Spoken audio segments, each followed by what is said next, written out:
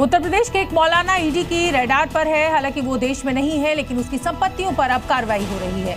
मौलाना का नाम है शमसुल हुदा, जिसके ठिकानों पर ईडी ने रेड की है।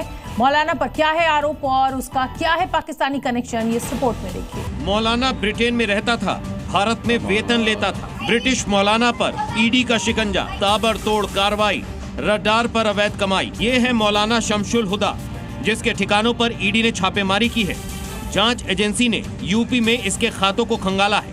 5.5 करोड़ रुपए के लेन देन का खुलासा हुआ है। 17 संपत्तियों के दस्तावेज बरामद हुए हैं। मौलाना के अवैध ट्रांजैक्शन की भी जानकारी मिली है।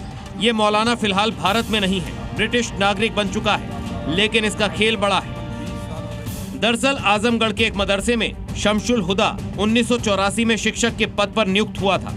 2013 में इसने ब्रिटेन की नागरिकता हासिल कर ली थी, लेकिन नागरिकता छोड़ने के बाद मौलाना वेतन लेता रहा। इतना ही नहीं, उसे पेंशन का भुगतान भी किया गया। साल 2022 में इस मामले का खुलासा हुआ।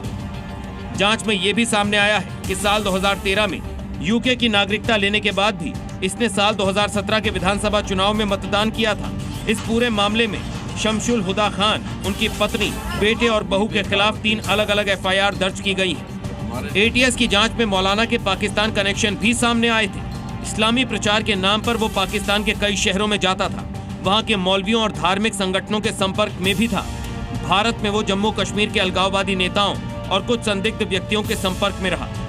इतना ही नहीं, इसकी विदेशी फंडिंग को लेकर भी ईडी जांच कर रही है। ATS के मुताबिक ये पूरा नेटवर्क कट्टरपंथ को बढ़ावा देने का प्रयास था। फिलहाल मौलाना का पूरा कच्चा चिट्ठा खंगाला जा रहा है। संत कबीर नगर से लेकर आजमगढ़ तक एनफोर्समेंट डायरेक्टरेट की छापेमारी तेज हो गई है। ब्यूरो रिपोर्ट, जी मीडिया। 2014 के बाद से एक के बाद एक करीब 6 मामलों का खुलासा हो चुका है, जिसमें 6 लोगों की हत्याएं की गई हैं। हालांकि पुलिस जांच कर रही है, कहीं ये सीरियल किलर इससे ज़्यादा हत्याएं तो नहीं कर चुका। कमरुद्दीन फिरोजाबाद का रहने वाला है और गाजियाबाद के लोनी को उसने अपना ठिकाना बना रखा था, जहां वो भोले भाले लोगों को जादू टोने का झांसा देकर उनसे पैसे ठग लेता था। बकायदा घर के अंदर मजार बना रखी थी और वहीं से ये पूरा खेल खेला करता था।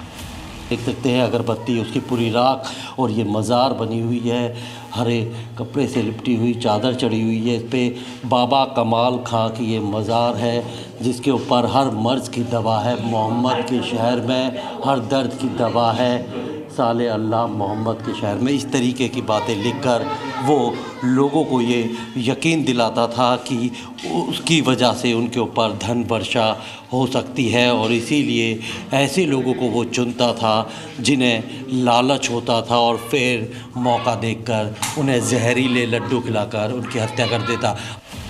अब जरा ये सोचिए कि कैसे कमरुद्दीन तंत्र मंत्र के नाम पर षड्यंत्र रचा करता था। पुलिस की जांच में सामने आया है कि आरोपी धन वर्षा का लालच देकर लोगों को तांत्रिक क्रियाओं के नाम पर अपने जाल में फंसाता था।